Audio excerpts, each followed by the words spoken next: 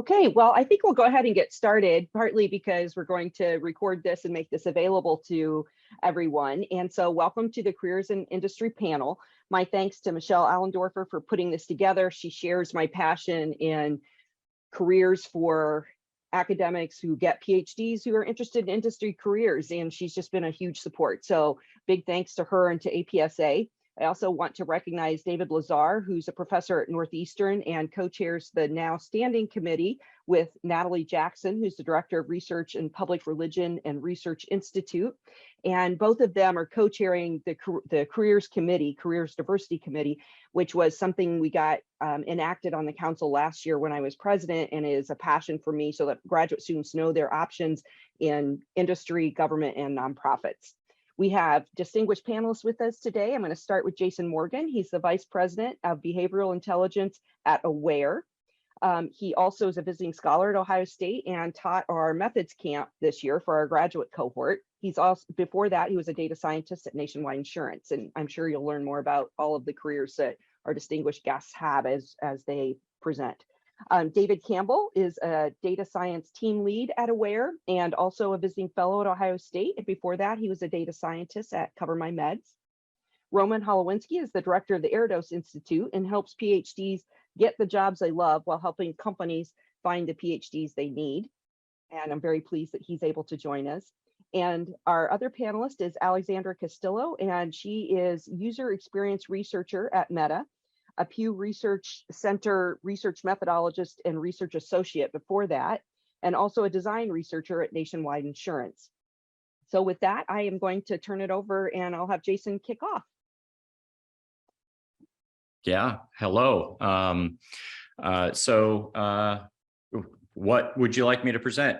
I'm sorry. So my background anyway, I can talk just a little bit about that. So as Jan said, and thank you very much for having me here.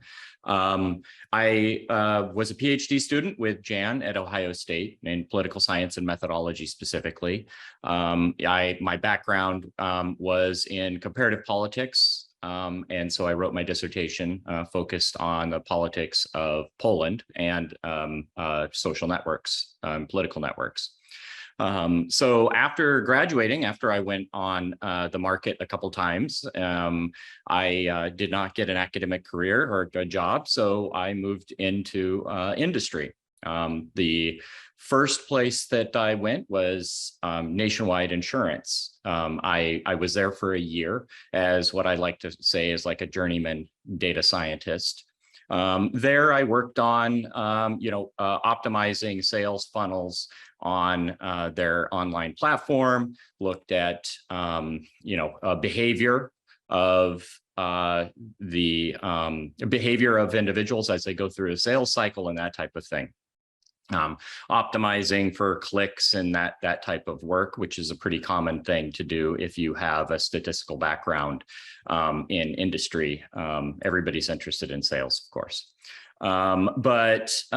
There is, then I was recruited out of Nationwide to AWARE. AWARE was a small startup in Columbus. I was recruited because there aren't very many people who do the statistical modeling of networks. And that is what we do at AWARE. We analyze social networks and communication networks specifically. So I was recruited out of there. I was employee number 10, depends on how you count, at AWARE. We are now 120. We've gone through multiple rounds of financing. So I was brought in to start the data engineering and machine learning practice at AWARE. So I was the first person to write models. We do a lot of natural language processing, computer vision models, network models. Ben specifically brought him in to do the network modeling for us. So my team now has grown to something around 16 people. So we're about 15% of the company, give or take. My day-to-day these days is leading a team and hiring people and doing panels like this and talking to investors and buying software, which is incredibly boring. But that's pretty much what I do. Every once in a while, I get to do some real work. But anyway, so that's just a little bit about me. I would love to hear some questions. Whenever those come up, I guess we put them in chat. Yeah, we'll rotate and get people's backgrounds and learn about the Erdős Institute, and then we can open it up for questions, and I'll have some too. Thanks. Let's go ahead and turn to Ben. Yeah, so I'm Ben Campbell. I graduated from Ohio State in 2019 with my PhD in political science, specifically focusing on political methodology and international relations.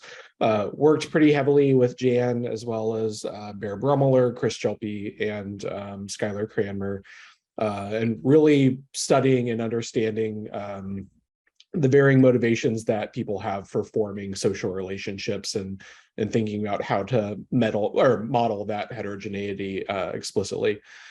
Did a lot of different things, and my sort of path to industry was largely a function of going through the academic job hunt, realizing how emotionally stressful and taxing it is, and how straining can be on interpersonal relationships, specifically, relationships with your significant other, whenever you're thinking about how to essentially uproot the entirety of your life and move to find, whatever university is willing to give you that job. And having gone through different interviews and sort of going through that process, and, the hypotheticals of moving to one city over another, sort of realized how unfair it was to put my then girlfriend, now wife, in that position.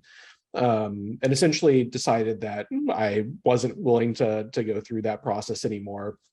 Talked with Jan, and the sort of story I always like to tell is I reached out to Jason to sort of talk about transitioning to industry just after I had gotten back from my last job talk and flyout. And on the way home from that flyout, received a call telling me I hadn't gotten the job.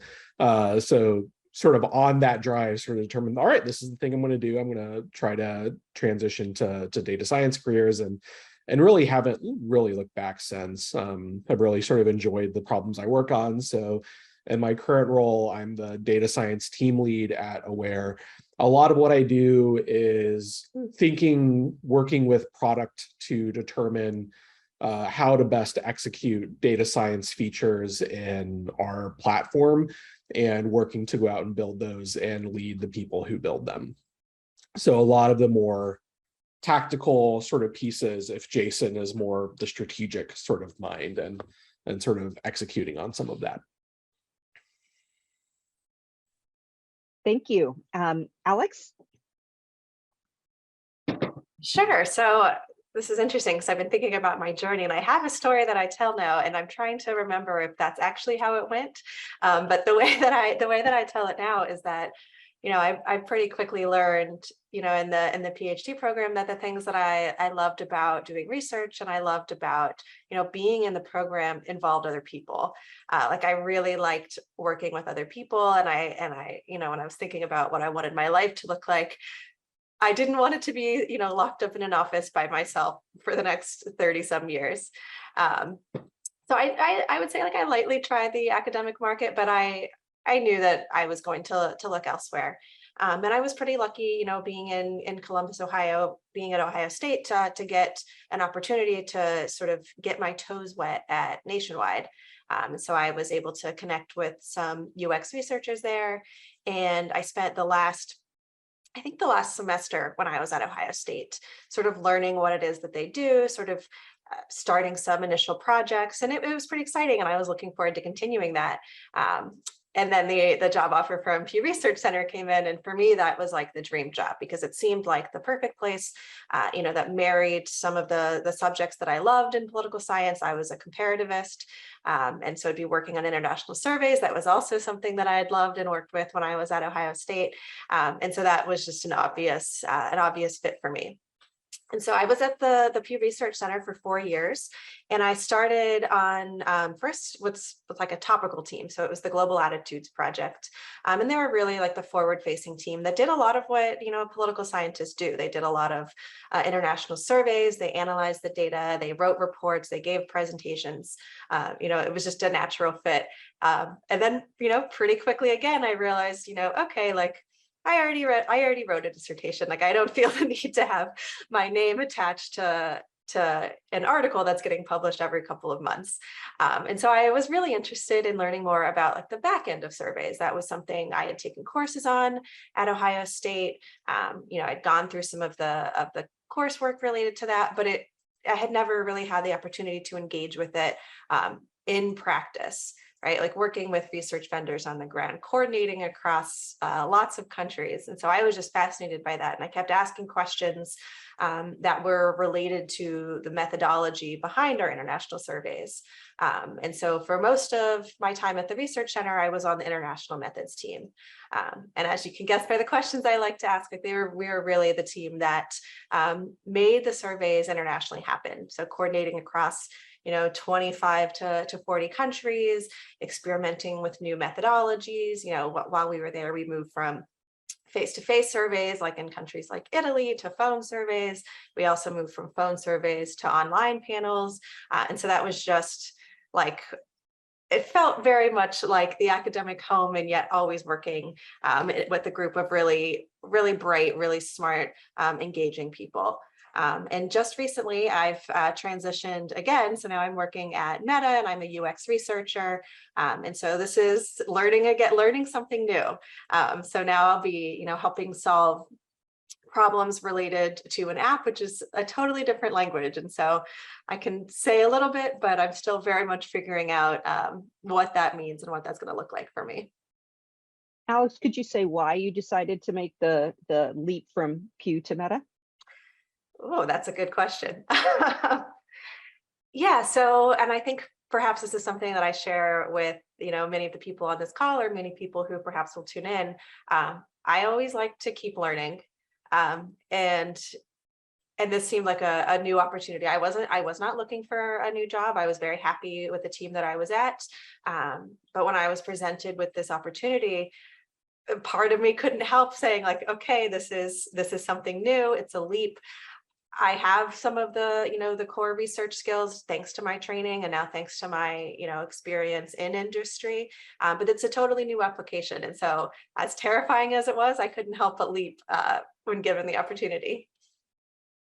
Great, thank you. I turn to Roman, please. Oh, thank you. So I'm Roman Holowinsky. I'm not a political scientist. I'm a math professor, but I've had the fortune of engaging with individuals from various disciplines during my time as an academic, and also engaging with individuals outside of academia. So the way that I came to work on helping graduate students, postdocs, and graduate alumni with identifying additional career opportunities beyond the usual academic range was through a series of serendipitous interactions, first starting with what I would just summarize as forming academic community among my colleagues across various departments in the university, which translated into creating something called the STEAM Factory at Ohio State. And this was a large interdisciplinary collaboration facilitator within the university. We grew that to about 200 faculty from 100 different departments. We're establishing new research collaborations, outreach collaborations, teaching collaborations, and then the external interests started to pop up and opportunities. We would have various companies start turning to us looking for R&D opportunities or corporate sponsored research opportunities. We'd have also then a lot of companies looking to establish recruitment pipelines with our graduate students. And it was the latter ask that was happening over and over again, starting around 2014. I think a lot of companies, particularly also in the Midwest, were understanding that the PhD demographic was a collection of individuals who are very responsible. They have an opportunity or a skill set of learning things, new things on their own, taking on new challenges, identifying what needs to be done, and then proceeding to do it. And they were very eager to establish new recruitment pipelines outside of the traditional departments, primarily the traditional departments that might be producing candidates for a lot of the data type roles that you see. So data science, machine learning, artificial intelligence, and UX research also. So a lot of companies did want to engage with grad students from mathematics, physics, astronomy, some of the quantitative social sciences, biological and life sciences. And through that constant request and understanding that the need was there on the outside, and knowing what we had as a need internal to academia and all of our grad students looking to expand their career opportunities and options, faculty not knowing anything about the industry job market landscape and looking for connections, it was quite natural that the next thing we led into was forming programming that would help PhDs make these connections, identify these new opportunities, and then also train them with the foundational skill sets that our PhD alumni like Ben and Jason and Alex were telling us were necessary for starting a career in these types of roles. Roma, would you talk just a little bit more about what that curriculum or training looks like? Sure. We started with a simple career exploration seminar series that we call Invitations to Industry. We started this in 2017. There's going to be one today at 12 noon through the Erdős Institute. A UX researcher at Google is going to be giving that talk. After doing that for a year and speaking with all of the PhD alumni who worked in these various roles in these companies, we surveyed all of the students in terms of what additional program they would like. Out of all the options that we provided, lots of options like resume building, networking, where 50 to 60% of graduate students wanted that stuff, but 93% of students wanted us to put together a data science boot camp. So starting spring of 2018, we were running also data science boot camps. This then, after another year, eventually translated into some contacts who spent their careers in talent development, leadership programming, then also providing the various types of career coaching and support that I had previously mentioned. So now we have the full suite of activities. We have these career exploration seminars, we have the data science boot camps, other mini courses that our alumni are running, courses on software engineering for data scientists, quantum computing courses. Ben came and gave a one-off lecture on cloud-based machine learning. Other alumni will come in and speak on other topics like working in an agile framework. And then we have the career advisors that are helping you with resume review, mock interviews, navigating your different job offers, and also salary negotiation. So it's a really quite a robust program now, all made possible through working closely with our PhD alumni. And I recall last spring you opened up to an invitation, and APSA kind of promoted Erdős, and you got a really big response from political scientists, because I don't want students to look at this in political science and think, oh, I can't do that, because you do really bring people a long way. Aside from mathematics, the biggest sector of represented students are actually physics, economics, and political science. They make some of the best applied statisticians. That's great. That's great. I'm going to kick it off with asking each of you to talk and give us 2 or 3 best pieces of advice for students.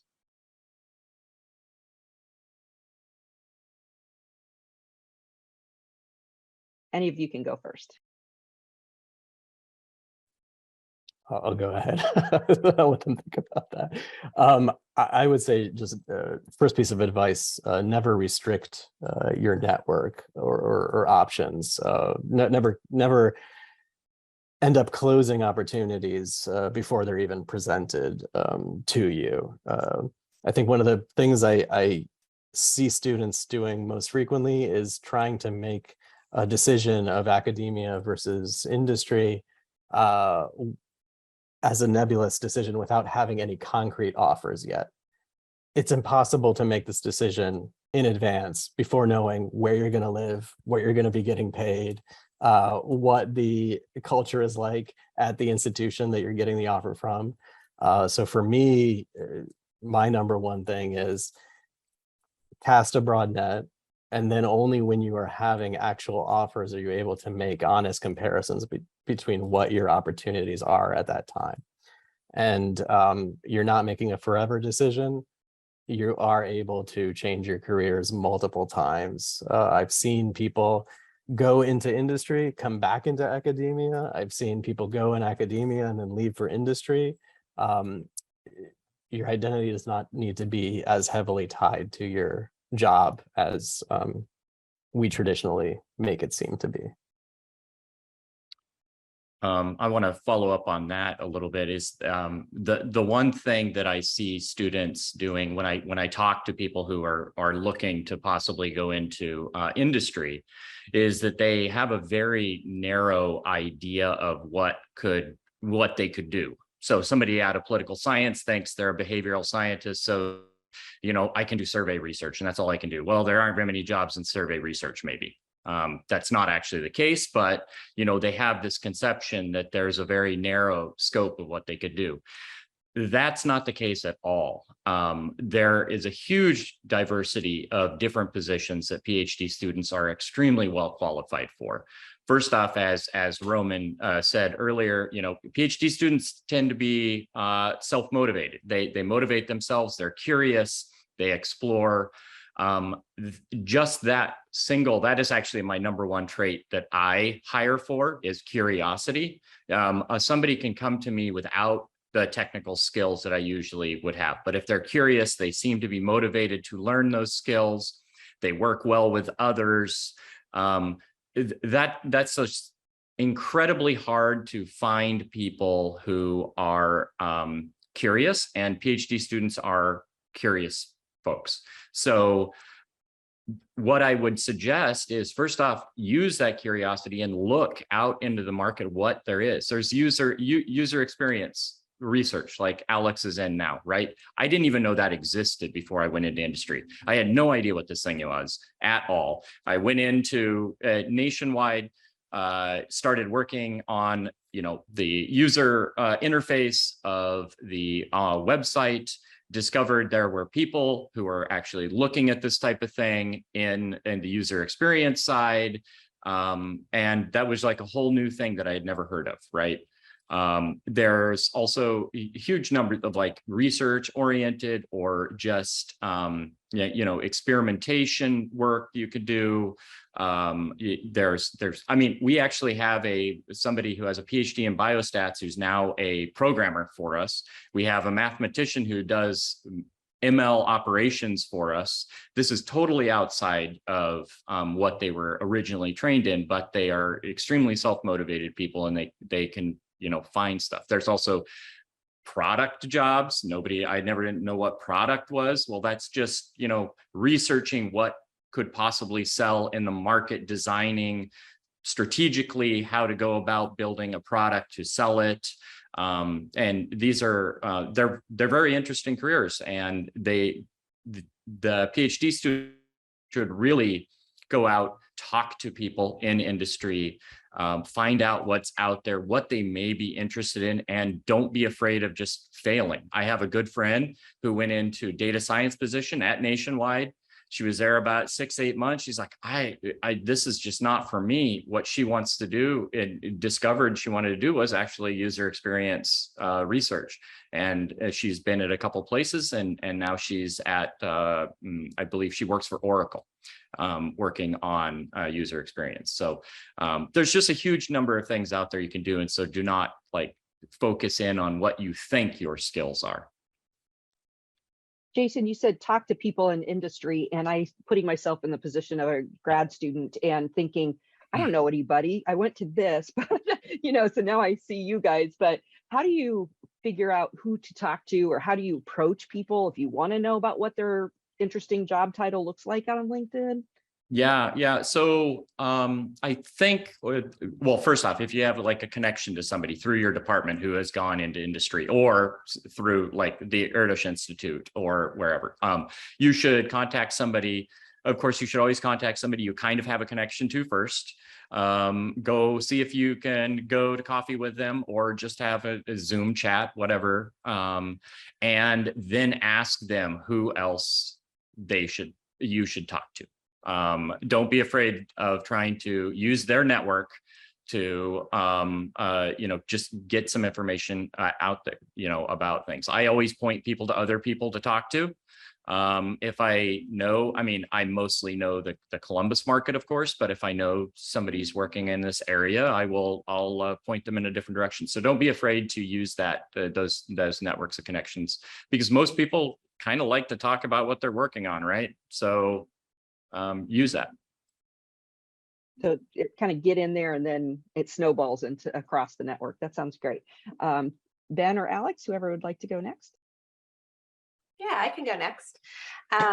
So one of the things that I have found most valuable is like taking the skill of translating really complex information into something digestible. And so this is like an issue that I find, when I've had these conversations like Jason's mentioning with people who are considering what it might look like to pursue a non-academic career. And I, have reviewed a couple of resumes. I'm like, okay, you have all of the skills here, but you're using a language that is perhaps inaccessible. And so this is something that I like to tell people when I'm chatting with them, like you most likely have had to be a TA, or you've had to, teach your own course. So you have those skills, like you can very much like take in complex information and then communicate, like the gist of your point to a lay audience. And so I would recommend, approaching your resume in that sense. You can of course include a few buzzwords, but I think like using language that's understandable to the general public is probably like one of the biggest services that you could do for yourself. And then like the other part of that is that I like, piggybacking up of what Jason says, like I think that PhD students, across a variety of fields, not just political science, like they do have a lot of incredibly valuable skills, and some of them are just perhaps unseen. Like every PhD student is a project manager, right? They've taken an idea from its very inception and they execute it, throughout the line. And in order to do a dissertation, like you have to use different methodologies, like you have different skills. You're gonna be faced with a difficult challenge, and you're gonna have to pivot. And like the most remarkable thing of all is that usually you're working with an incredibly tiny budget. Like all of these are really great skills to market, like when talking to I think any industry, every company wants to know, like, hey, I can save you X% of dollars. Like, here's what I've done. I, interviewed 10,000 people with $600. That's obviously not true, but that's what a lot of PhD students do. So I think that those are two areas that I've really seen, prospective job candidates underserving themselves, like with the language, and then with being able to and maybe these are the same thing, but being able to translate like so much of their their dissertation, even their coursework, like into tangible, marketable skills that, that a recruiter is going to understand what they mean, because that's often, unless you know somebody, that's often the first person who's going to read your resume. And so you want to make sure that they understand what you're saying. And so that's not the time that I would recommend using, fancy language if you don't have to. Yeah, and I think there's a couple things I would echo. Like I think the calling out of using, maybe not necessarily using somebody else's network, but using your network to get into somebody else's network is wildly valuable, right? Weak relationships in academia can form strong bonds later on, right? You can use those connections to really get into a larger industry network. I think one thing, to Jason's point, is like people have gone through this before. Like all of us have gone through this process of like transitioning and are more than eager to help other people through it, because we recognize how stressful it was And we recognize how we could not have done it if it weren't for somebody else, right? So it's sort of, we recognize we have to pay forward on that point. I think there's a couple other things I would sort of add. The first is, I think the nature of academia and like the way that we as graduate students get compensated lends itself really nicely to thinking about summer internships. We've had this last year, we had Ishita Gopal. She's a PhD student with Bruce Damaris at Penn State, was working with us. Those sort of opportunities exist. Abby Keelty is a political scientist in the OSU Political Science Department who just did a summer internship through Slack, right? Those opportunities exist, and they're great ways to sort of dip your toe in the water to see if it's something you're going to like. And if you don't, like, it's a relatively low risk opportunity, right? And I think now more than ever, faculty members and dissertation advisors are more amenable to like being on board with these things because they recognize how tight the academic job market is. So I think that's one thing. And then the other thing I would call out is try to think about what you've done and the specific research you worked on and frame it in a way to Alex's point that's more accessible and a much more general thing, right? So all of a sudden, my dissertation that was about the varying motivations that countries have for forming military alliances became a story about how do you detect heterogeneity in, you know, actors' motivations, right? And how do you think about that? So thinking about what your research is an example of and how you can sort of talk about that in much more broad, general ways can really open up the conversation that you have with recruiters, or maybe that you like do a blog post on your website or your LinkedIn or something about to sort of make it more accessible. So that's what I would say. Ben, I don't know why I didn't think of the summer internships before. It's brilliant. But I'm curious, are these things then that are becoming advertised that faculty like me need to know about more to tell students? Or is it that, like, for example, people would reach out to a place they want to possibly intern for the summer? Are they already there and are they advertised? And if they're advertised, where? Or how do you go about those kind of summer internships? Both. So oftentimes there are places that have more formalized internship programs that are usually advertised around this time of year. But oftentimes it doesn't hurt to just reach out to somebody, right? Especially in like sort of smaller companies or places that maybe don't have as much of a developed opportunity to find those, right? I think, you know, for us, it's easy for us to do internships. We love doing internships with people. Like if somebody just reaches out, then we can, you know, if it's a good fit, we can try to find something that works, right? But I think going one step further, there's a way that we can think about this at like the college level, which is, you know, every dean has relationships, right? And has a recognition that they could put together some sort of college-sponsored internship program with some other company like in their area, right? Like I know Ohio State has a really, really strong summer internship program with Nationwide, or I think it even continues throughout the year, where essentially they are a paid graduate assistant, right? I think creating those sort of opportunities at the college level is probably another way to think about this as well. So it doesn't just have to be like, what can students do? I think like we should provide those opportunities and provide as much advertising as we can to them. But I also want to like put the pressure on colleges and departments to say like, hey, you can get these opportunities going, right? And you have more of a pull to do that, and you probably should. And I like that too, because it isn't as so much what's Jan's network then either, but it is important for faculty to educate themselves about how to assist. And perhaps the Erdős Institute probably does this. You do everything, Roman, but a question came in to me directly from someone, and they actually want to know more about Erdős's creation and who can participate in it. So you might want to talk about internships, but then if you could also answer those questions, Roman, that'd be great. Great. So remind me if I don't get to one of them, but because I wanted to pull together what was said by Alex, Ben, and Jason. So I see a lot of resumes, and I've now just put them into 3 buckets. There's the bucket of resume, which is only individuals who only have academic experience. And there's a couple of quantum leaps we want people to make before they're going on the full-time market to be the most competitive.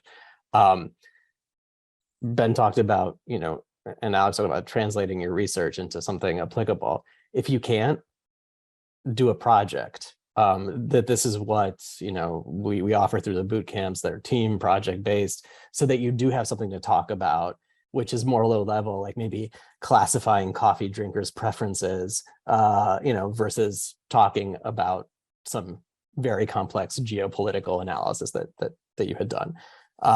You need to find something that you can talk about that demonstrates you're able to do work that goes beyond just what you did in your research. And the next leap is, that internship opportunity that we're talking about now is incredibly important, because it does signal to individuals that you are able to work in a different environment outside of academia. And it doesn't have to be, as Ben was saying, there's certain companies that it all depends on the size of the organization. Large companies will have budgeting on an annual basis for internships. They do just the cycle of advertising for the next upcoming summer. You'll see a lot of that.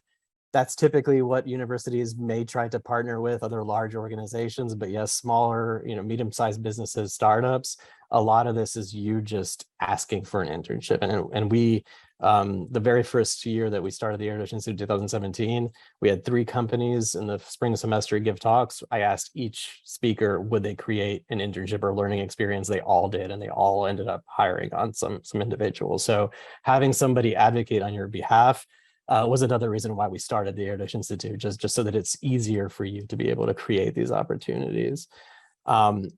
So who can participate in the Erdős Institute? Any grad student, postdoc, graduate, alumni, individual from any institution can apply to be a part of the Erdős Institute. Those that are coming from our academic member institutions are going to be guaranteed admittance into the program. If you're not from an academic member institution, you can apply for a corporate sponsored fellowship. We're gathering support, sponsorship, and funding both from academic institutions and from the organizations that want to be hiring you. So we so far have been able to cover everyone, and nobody has had to pay anything to participate in the program. No individual participant.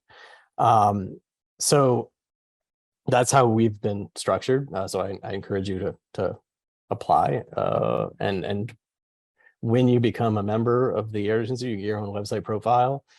From that, you have access to all of our seminar recordings, all of our class recordings, everything that we've had permission to record. You have access to our GitHub repository. You have access to the alumni network, to the Slack workspace, which has something like 1,500 people in it now, which is current participants and past participants. I make introductions for you on LinkedIn if you want. A lot of times that has a higher success rate than you cold messaging someone, me just saying, hey, so-and-so is at the Erdős Institute this semester, and looks like both of you were at the same institution studying for your grad school. Would you be willing to speak with this person? So that's typically how things go. What was the question that I didn't address? I'm sure there was one thing I forgot to say.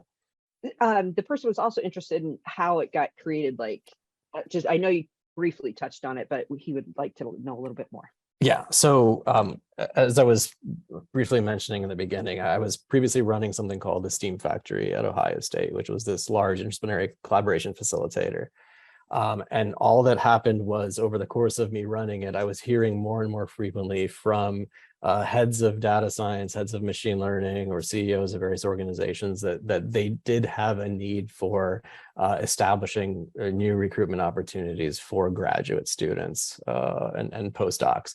The common laments I was hearing over and over again, it was great that universities are creating undergraduate programs or master's programs in analytics. These are giving us good entry-level employees, but we do also want to engage with the PhD crowd for the sake of hiring individuals that had the potential to also quickly grow and advance within the organization and go into managerial and leadership type positions. I was hearing that a lot. The other lament from being in the Midwest was we can't compete with the big tech entities on the coast for hiring the purely Ivy League computer science PhDs. They know their sticker value, and they're getting jobs for 350,000 starting. This was back in 2017. And we want to engage with these other areas. They're strong in mathematics, quantitative areas of research that we know with some foundational support and learning some of the basics of what's necessary for the career path. With a couple more months of onboarding or training within our organization, they're going to be just as good for the sake of what the job actually entails. So hearing that from the outside was the validation that something should be done. And then knowing from being inside academia, the laments of the graduate students of maybe not having their advisor support or not knowing how to get started, or the reason we have panels like this as well, just to provide some insight, and knowing that also my colleagues every year would be asking, are there any connections to job opportunities for my student or for my postdoc? It was kind of the perfect storm of demand from all sides to get started on doing something. And as I said, the very first thing we did was these kinds of seminars in person, where we would invite our PhD alumni back to their graduating department to give a talk about what it is they do, how they got there, recommendations on what you should be doing now to be better prepared for a broader set of opportunities, and then action items. Could you please advertise any open internships or jobs? If you don't have any, would you create an internship? And that's how things got going. Bottom line is, you're an incredible entrepreneur. And anybody who's within the walking distance of the Oval kind of knows Roman makes things happen. He thinks outside the box. And so, a lot of kudos. I appreciate that. But really, Yeah. I mean, there were other faculty also from different universities. And again, if the PhD alumni themselves hadn't just gone through this and were able to identify with the problem, it would have never happened. So, Jason coming in and speaking very early to the political science department was huge, and those kinds of connections are something that I think are tremendously underutilized within the university. The alumni, are not just there for making financial contributions. They've got a wealth of knowledge that they can be providing us, and opportunities and connections. Great, thanks. I'm going to pause and see if anyone in the audience would like to ask a question, either through the chat or to unmute, and happy to have you ask directly that way. If not, of course, I've got more to keep the conversation going, because there's lots of things that I know would be useful, but let me pause here for a minute.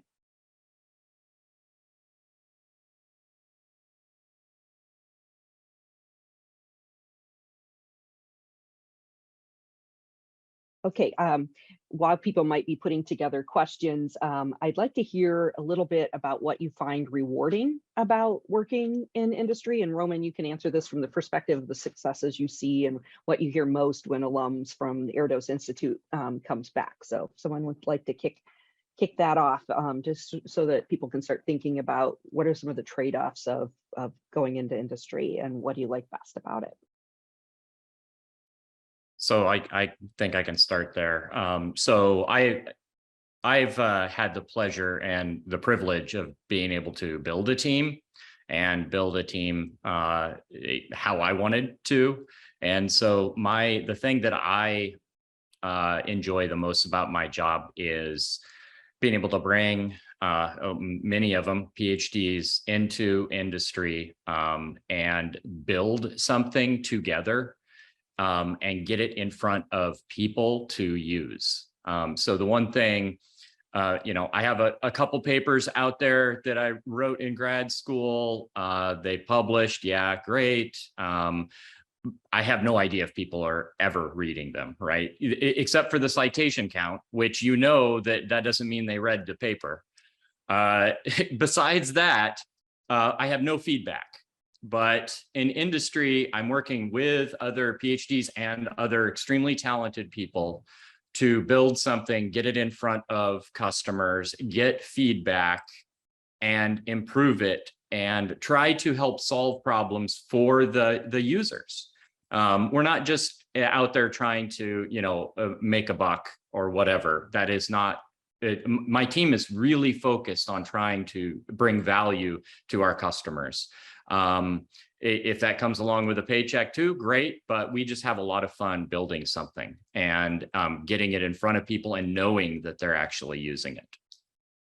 Jason, can you give us an example of something that you've built that you can put some context around the product you're talking about? Yeah. So just a little context. So at Aware, we build governance, risk, and compliance, and people insights for collaboration networks. So things like Slack, Workplace by Meta, Microsoft Teams, Zoom, and these. So my team builds the behavioral insights into that platform. So we build things like sentiment analysis for the text that is streaming through these platforms.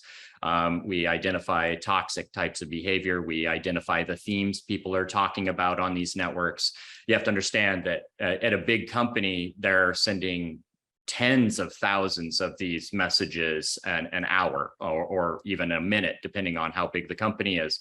And so we are scoring these in real time and then providing it to like communications or departments within these large companies so that they can see the trending sentiment over the time. What are people talking about? Are they talking about the change to the coffee policy and now the coffee sucks at work? Or are they looking at the parking policy changes? Or are they talking about Black Lives Matter? Are they talking about January 6th riot? Are they talking about elections, whatever it may be, that we're giving that kind of real-time feedback to our customers so that they know what their employees are talking about and interested in and concerned about. Great, thank you. Yeah, and piggybacking off of that, I think the problem that I always ran into in academia is like the validation and feedback loops are so long.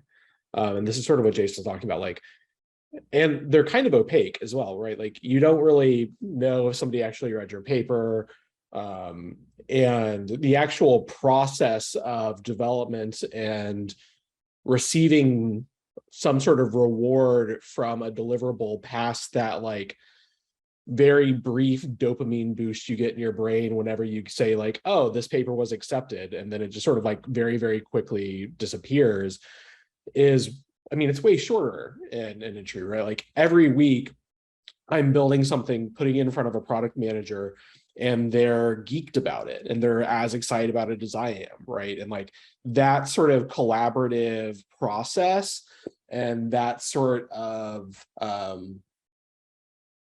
team dynamic, I don't think is as common in academia. Like obviously there are research teams and like collaborative work, right? Like we know this, but I don't think that sort of process is as iterative, and I don't think it's necessarily, you don't get that short feedback mechanism.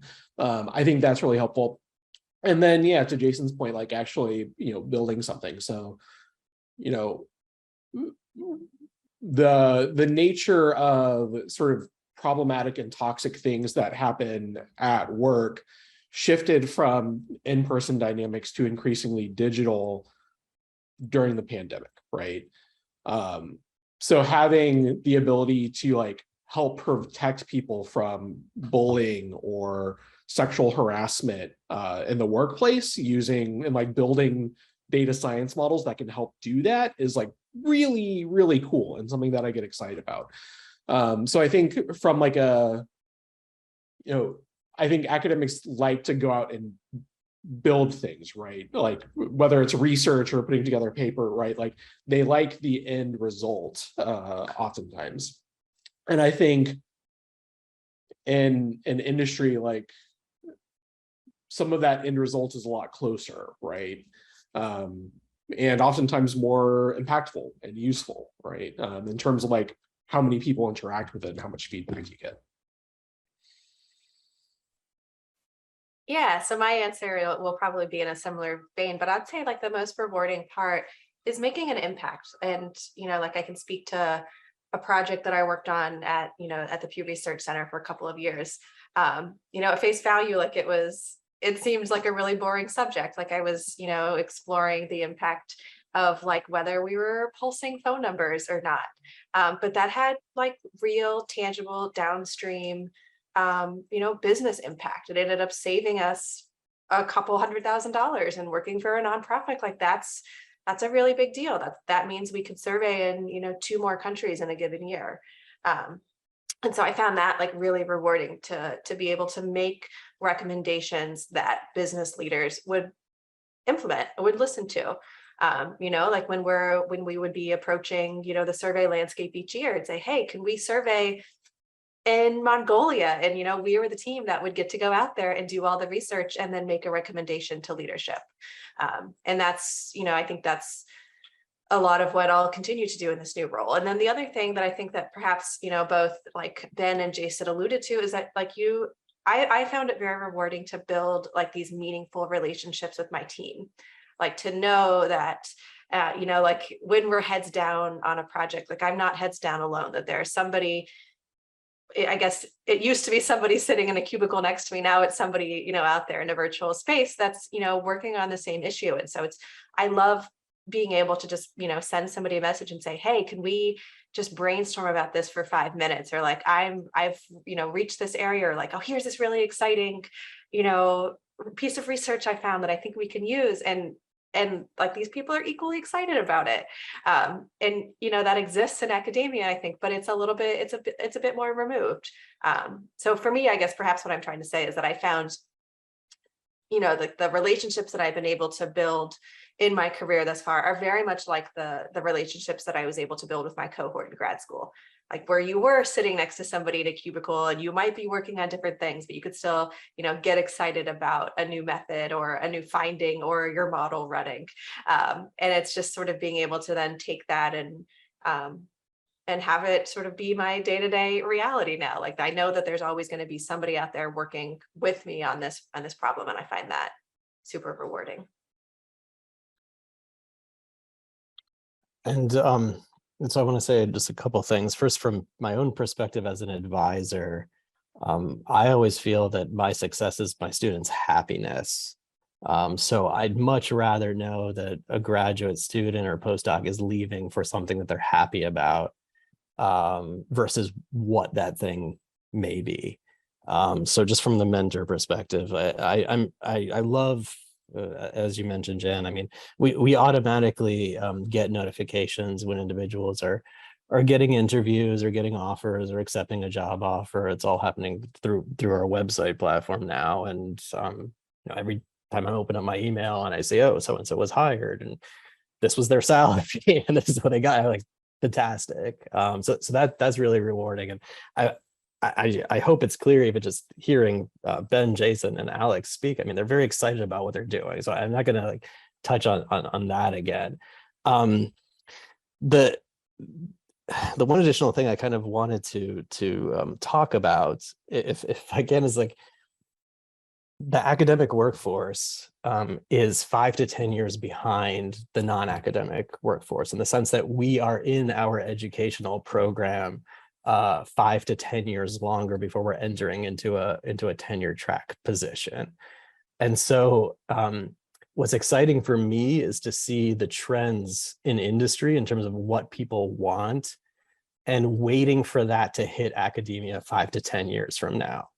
And we can really learn a lot from hearing what current graduate students are getting in terms of offers and accommodations, flexible work arrangements, not just being remote or hybrid, but being able to decide exactly how you want your life situation to be.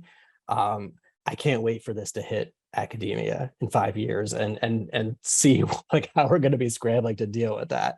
So that's been one of the like big joys that I've gotten out of this is to see people keeping their families together, to make decisions for their life that is making them more satisfied.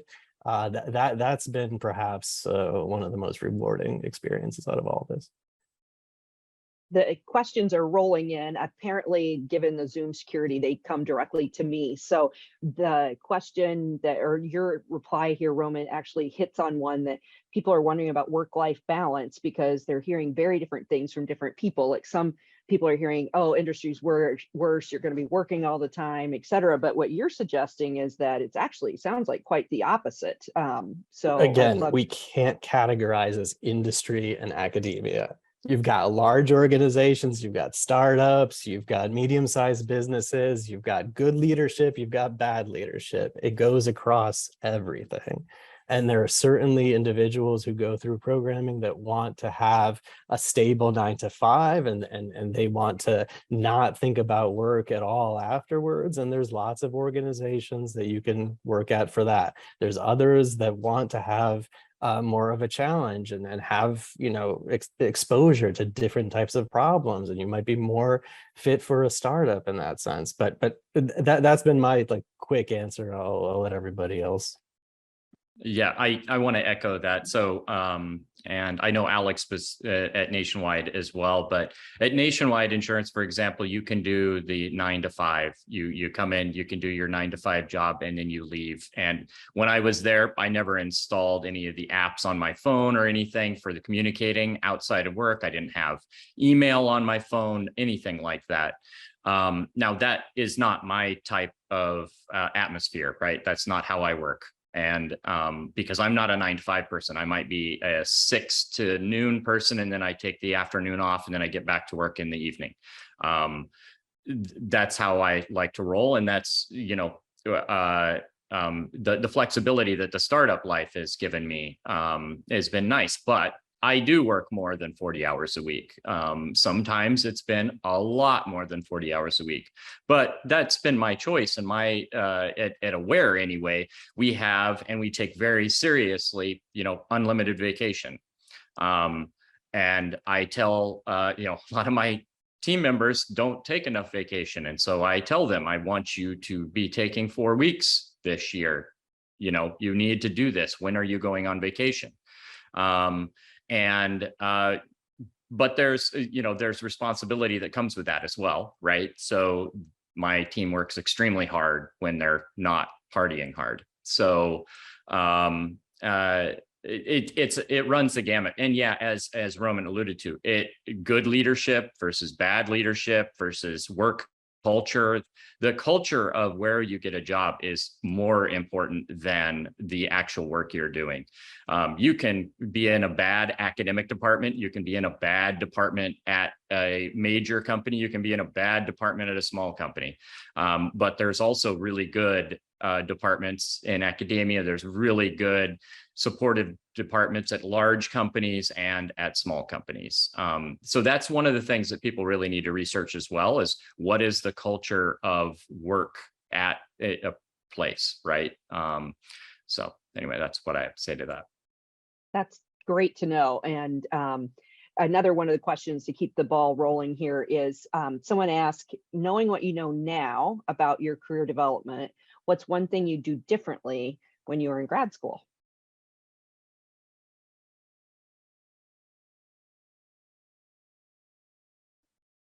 I would say, just go back to the things we talked about before. I would have developed a network, a broader network out in the community because when I went on the job market initially to go into industry, I knew nobody at all.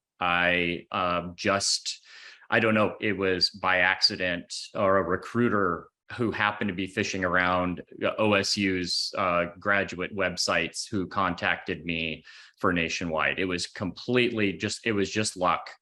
And then I went through the interview process and got the job. But that was purely luck. And that's why I've really tried to help people I know get connected in the community. Speaking to people like Ben early on when he was trying to decide what he wanted to do, and several others, and tried to help that way. But I would have built up a non-academic network, and I wasn't good about building up an academic network either. So that's just like. Yeah, I think the one thing that I've done differently, and that's if I would have known, I think I would have done an internship, because I knew relatively early, like, okay, I may not be cut out for the academic lifestyle. And I was sort of thinking early on, okay, well, what are the opportunities out there? What do they look like? And I think like having a program like the Erdős Institute, where you can say, okay, these 5 companies have internships, and it's something that feels a little bit scary, but it's a shorter time period, and it gives such valuable experience. I think that would have been just to help make the transition, because that's something we haven't touched on yet, but the transition out of academia into that first job, like it's tricky. It's a total, cultural change. It's a work change, at least for me. Like my first, job pre-pandemic, it was like 9 to 5:30. You're sitting in an office all day, and that was totally foreign to me. And now I have more flexibility, but that was a difficult transition and a totally different mind shift. So I think an internship would have been incredibly valuable. Yeah, I think network, internship, those are both things that I think hit it right on the head. I think I probably would have tried to do more broad, I wouldn't say like even necessarily broad coursework, but like I would have tried to have like gone to more OSU events or like university events where there were sort of those opportunities, right? So thinking like looking back at it now, like there's always these like weird sort of conferences that get scheduled on universities about like something where, it's a local sort of like industry conference, and just to be exposed to like what things look like in different industries, just so that I could think a little bit more about that. Because I think one thing that I sort of did very, very early on was just sort of say like, I don't necessarily care about which industry I go into. I just want a data science job, right? I was lucky in that like the place that I ended up landing initially, Cover My Meds, was like a very, very great like healthcare technology company. But I think I would have been like more intentional about like, do I really want to do like technology, or do I want to do, do I want to go into like finance more, right? And just sort of like think a little bit more about like those specific industries, because I think a lot of times the impulse, kind of from a piece of like maybe panic or uncertainty, is just like, I'm going to take an industry job and I'm not necessarily going to think about industry, like which industry it's in, which is one thing I would have thought a little bit more intentionally about. Great, thank you. Another question was, this person loves teaching. Are there things about industry that parallel the teaching process? They like research, but they really love teaching. And do you get an aspect of teaching when you're on these teams, et cetera? I'll start here because I know Jason has a lot to say about this. I can see it on his face. I also love teaching, and that's sort of where I started earlier by saying, like, if you're in front of a classroom, like, how to translate complex material into a language, for people to understand. So I'm not a manager, and that's why I think Jason will probably have a lot to say about this. But I have, in my roles coming in, with a PhD, like you are, mid to upper level, typically. And so that means that there are lots of people underneath you who are just starting out. And so I have found, like, that's also something I found so rewarding, is like working, with people. So at the Pew Research Center, it was like assistants or analysts. They were a couple levels below me, and they had just come out of undergrad, and they were so curious about, hey, what's this method, or how did you do this, or how did you know to do that? And so sometimes we, have conversations about a specific skill. Other times we talk about like, hey, you're considering grad school, like, let me share some tips, some thoughts, like. And so at least for me, at the research center, I was able to use some of the teaching skills in that way. And also, something that at least the research center valued was doing sort of like brown bag talks, where we'd go say, hey, here's this piece of research that I've done. Like, everyone, come into your room, bring your lunch, let me talk to you about it for 20 to 30 minutes. And then let's open it up for a discussion. And that, again, like, mirrored some of the things that I really appreciated about like the academic environment. And so, yeah, I'll let Jason say some more. Yeah, just to follow up on what Alex said. So if you're working at a good team in industry, teaching doesn't end at all. There's mentorship. In our team, it's extremely important for more senior people like Ben to be mentoring more junior people. And also there's a teaching aspect. Even if somebody comes in with a PhD, they haven't been in industry for a while. And so that senior person will be helping to mentor them through the transition and understand. Now, there's also just in the day-to-day job, Ben alluded to it before, is it's like you're talking to people in product, or talking people in customer support or success, as we call it, talking to sales. You're trying to tell them and teach them how a sentiment model works, for example, what it means to measure the sentiment of a message or a group of messages, what this could mean to a business. And sometimes you get really sophisticated product managers or customers who want to know the nitty-gritty details, and then you can just totally geek out and just go deep, right? We have a good customer that we work with closely. He has his PhD in psychometrics. So when we get on a call with him, we can talk about, item response theory models or whatever. We can just go as deep as we want, but we have to also talk to his boss and his coworkers, and we have to bring it way down to making it clear and concise. And so there's all kinds of levels you can of teaching in that aspect of these careers. I mean, when I was at Nationwide, which is a much more structured environment than a startup, my job was actually going around and helping people learn how to set up experiments and talking to people about that. And these were other data scientists and all, but no, this is how you properly, do your randomization, or you might run in. So my job was a lot of teaching. So I don't think that ends at all. Yes, it's not in a classroom. You don't have to grade, but you might have to actually review people's code and work. So there is a little bit of that aspect as well. I think teaching and having experience teaching is incredibly valuable. Yeah, and I think what I would ask is, what is it about teaching that this person enjoys? So if what they enjoy is working with somebody or like a small group of people, and feeling a sense of like reward and achievement once they get it, which I think is like what people usually get value back from teaching about, is like that moment where you see somebody get it and they get excited about it, right? They get passionate about it. I would say I did not teach undergraduates. I managed to go an entire PhD just being a research assistant, but did a lot of workshops and a lot of sort of one-on-one mentorship, sort of coaching as I became a more senior graduate student. And I will say,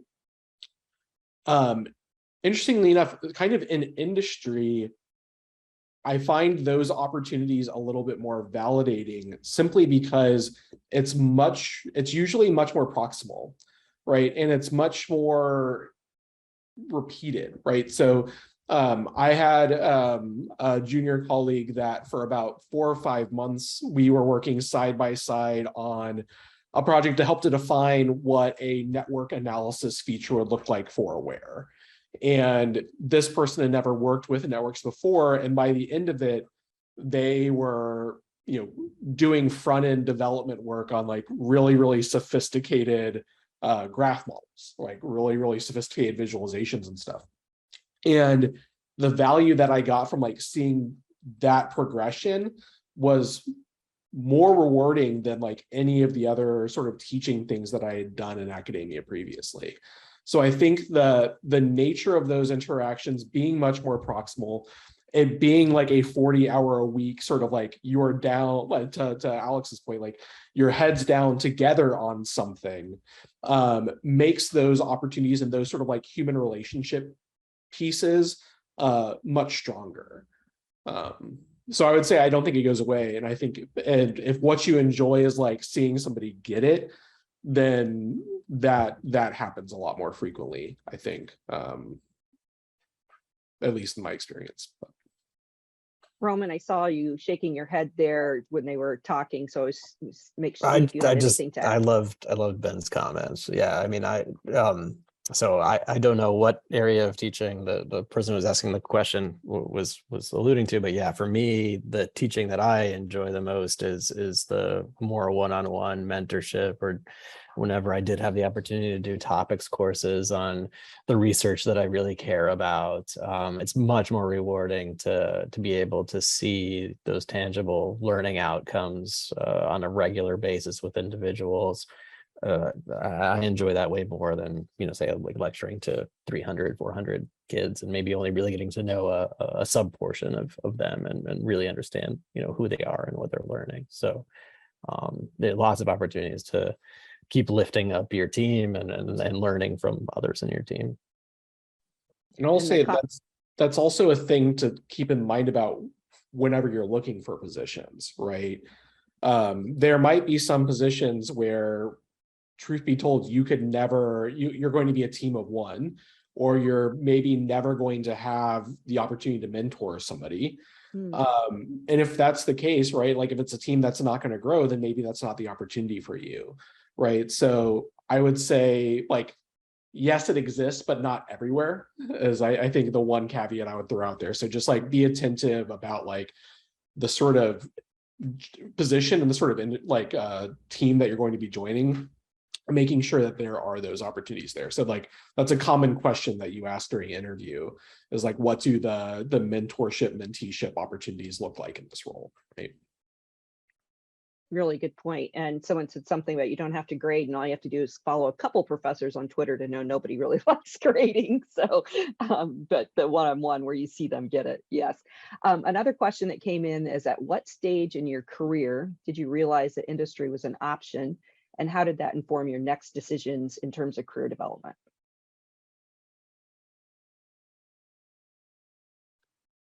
So I can start this one off. So Jason and I share a very close friend who was in my ear from the very beginning, sort of saying, like, whispering, this doesn't have to be it for you. There's lots of other opportunities. And so it took a while for me to listen to that message. I would say it was probably, when I was ABD. So like maybe at that point that I started to think like, okay, what do those opportunities look like? And so it was, like I had a casual search process at first, like, okay, there's jobs here, jobs there. But it wasn't until I was sort of finishing up that I, that I started applying and continued having conversations with others. There was another colleague that Jason mentioned that did help, make those introductions for me for Nationwide. And so I do very much appreciate how, fortunate I've been to have a network that helped me, be aware of opportunities out there that might exist.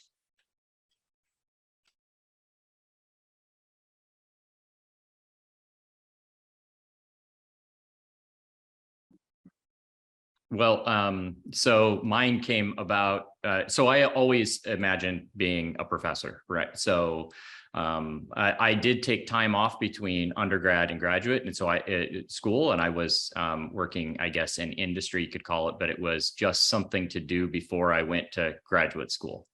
And so I had always imagined that I would be a professor. That's what I always wanted to do. It didn't work out, and I think I'm really lucky it didn't work out. Industry and what I'm doing right now is much more suitable to what to me and my lifestyle. But it was kind of, for me, it was just one of those things that it just ended up happening because I, went on the job market a couple of times. I wasn't successful. I needed to do something. I was working with Jan and a postdoc. Opportunity came about, and then I could hand over a bunch of work to Ben and walked away. So that's pretty much how it happened. It was kind of accidental, and I think it would have worked out better if I had been intentional, maybe. But I got lucky, and a lot of times it's luck. But it doesn't have to be luck at all. Actually, you can do a really good job if you go about it intentionally, like Alex did and Ben did, and they get there a lot faster. I'm just prone to making mistakes and then trying again. I actually think though, APSA is doing a better job. Faculty are learning. We've got entities like the Erdős Institute. We just know more about options and Yes. again, maximizing our students' happiness and what they want to do. So you just were at the cutting edge of that, I think, Jason. It really, yeah. It really has changed a lot. I talk to a lot of people. They're not even just from OSU. Who come to me and asking about things and see it as an option because it's no longer seen as something not to talk about, right? So it's gotten a lot better. And so. It was fascinating the first time my department lost a job candidate we made an offer to go to industry. I think so many of my colleagues' eyes were like, what? And then, now we're talking about faculty who are, looking to go to industry. And so hopefully we'll be like some other disciplines where people can go in and out if they want to. In many ways, Jason, I think you're back. You taught our math camp for us, our boot camp. So I think that's great. Another question that came in that others might have insight, but it was directed to Alex, was contrasting nonprofits versus industry, and what you might have on trying to contrast that, or is there contrast? I don't know. Yeah, so I've only been in my new position for not even 2 months, so I'm still very new. And so it's just been a lot of onboarding, a lot of trying to understand the culture. So I'll start with one thing they have in common. And so this is something that's very important to me. Like I have a young son, and I really prioritize my work-life balance. I want to be able to say, okay, at the end of the day, it's just family time. Weekends, just family time. Sometimes I still think about like, oh, here was this problem at work. Like sometimes I dream about things like that, and maybe that never goes away. But I don't act on it, right? I wait until Monday morning to say, okay, here was this idea I had over the weekend. But so I'd say so far, like that's in common, like one thing that I've learned at Meta is that you can be very intentional about the work that you do and what that looks like for your work-life balance, right? You can pick and choose the projects that you're going to prioritize, and just be very intentional that the research you do makes the impact that you want. So the main difference, so that's something they have in common, right? That you can sort of choose your work-life balance. I'd say the thing that's most different is the pace.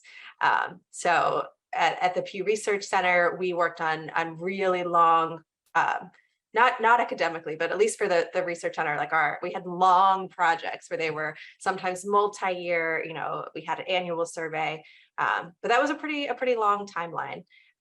And at Meta, it's very short. We are Jason and Ben say, like we're building to solve problems for people. And so the turnaround time is just much quicker. And so that's something that I'm still sort of trying to wrap my head around and what that might mean to work on a 3-month timeline versus a 2-year timeline. So that's something that I've noticed right off the bat, that's much different. And then perhaps the other thing is just sort of like working at a very large company compared to a relatively small nonprofit is just the sheer amount of information that sort of comes across that I have to encounter every day. And so that's been like a new skill that I've had to learn, like picking and choosing, or being able to identify like which information is important and which information isn't. And so it's being able to make those connections has been much different than what my what my day-to-day looked like at Pew. Roman, I'm wondering if you have any insights, and we could even throw government in, because I'm guessing some of your students, even though you have a lot of industry sponsors, end up going to perhaps government or nonprofits. So you having thought about careers in industry, maybe it has spilled over. Yeah, and several students stay in academia too, and they're going through the program really just to diversify their set of options. So we have lots of people that then continue on as postdocs, and they're going through the programming just to be prepared for whatever may come down the road. So we've been running Erdős Institute for 5 years now, and again, like we really started in 2017 in a smaller set of individuals. It was just the math department at OSU. We had a couple people from Vanderbilt, some from MIT participating, and so we've started, keeping track now that people have been out of the job market 3-4 years, seeing how things are going for them, and I don't know. Rather than answering the question in terms of what pros and cons, it's just you have the freedom to just switch and move around from place to place. I don't want to categorize one versus the other, because I have seen individuals happy and not happy, and then I've seen them be happy in organization A, and then 5 months later they're unhappy in organization A. It's like things are much more fluid, and they're changing all the time. There's organizational restructuring, same as we have in academia, rapid turnover rates often within what you call middle management or middle management of the university, administrative positions. So organizations can change a lot. The people you work with can change a lot, and to me, I think the biggest factor is just who's there at that given point of time. Great, thanks. I'm just going to leave it a little open right now and see if anybody has any thing that we didn't touch on from the panelists, because we just so appreciate your time. And every time I attend one of these, I always learn so much. You think I've done it enough, I would know, but I think until you live it, you don't. So I just really appreciate everyone's time and want to give you some flexibility to open up the floor. I'll be very quick and just say everyone is extremely employable. And I see that, we very often as coming out of academia just don't understand that, because we're among a collection of individuals that are all extremely employable. And the more time and experience that I have working with a diverse set of individuals in various positions, the more and more I understand the actual value that every single PhD individual is bringing in terms of the self-directed learning, completing projects. I'm shocked to see how big of a difference there exists. And it's not to say that those that don't have their PhD, that there aren't individuals that are just as organized and just as responsible. It's just the fact that you did have to go through your PhD is a pretty good filter at making sure that most of you have those, phenomenal employable characteristics. Yeah, I think if I had any parting words, it would largely be, I think there's just this general anxiety about leaving academia for a lot of people, because that's all they've ever known. That's really just like a fear of the unknown, right? Like, if all you've ever known is academia, it's so easy and comfortable to just stay with it and stick with it. Even if you're not in like the most optimal place, right? Like, and sort of struggling through a lot of those, things, whether, you're struggling to like find a tenure track position and you're sort of, doing a lot of adjuncting work or things like that, it's sort of that fear of the unknown can be like this huge block for a lot of people. And it's something that I hear from a handful of people that just like don't know what it's like to be in industry. They assume that they're just going to be sitting in a cubicle and like have to ask somebody for permission to go to the bathroom or to like clock in to go get lunch or something. When in reality, I think my day-to-day feels a lot in industry like it does in academia. Like I wake up, I spend some time with my dog, I start working around 9, I stop working around 5 or whenever I get my work done. And some days if I'm having a headache, I'm like, all right, well, that thing I was trying to get to, I'm not going to get to, right? It's a lot of places are just going to feel that similar. So I think try to find some way to like block or like pierce that mental block and that sort of like fear, and get over it, like, and find some way to deal with that. If that's having conversations with people, if that's doing an internship, if that's doing a job shadow, we haven't even talked about that, like the idea of just like following somebody along their day somewhere. Some places will do that and will let you do that. They might make you sign an NDA or something, but like, you can do that. It's one of those things where there's 100 different ways to expose yourself to that world. It's just being creative and finding those places to get over that initial anxiety.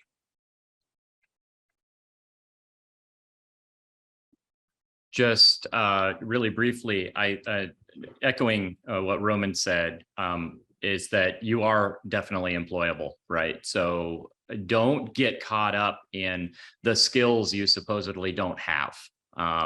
So, if you go into a machine learning team, like team I lead, yeah, you have to know certain skills. You have to know how to use Git. You have to know how to run, create SQL queries. You probably have to be programming in Python and R, etc. Those are things you can learn. You're a PhD student, okay? Your ability to learn is actually much more important than what you currently know. So do not get caught up in the fact that, no, you don't have 4 years of experience using TensorFlow or something. That it just does not matter. And if you are actually interviewing for a position where they really care about you wanting to know and have experience in 4 years of TensorFlow, maybe you don't want that job. You might just be a drone in a cubicle who's kicking out code or whatever, and that may be not what you want to do. Maybe it is what you want to do, and then you need to go out and figure out how to use TensorFlow. But other than that, you probably don't want to do that. And you have the skills, the ability, the curiosity, the ability to learn, and that is what's key. And you need to play that up.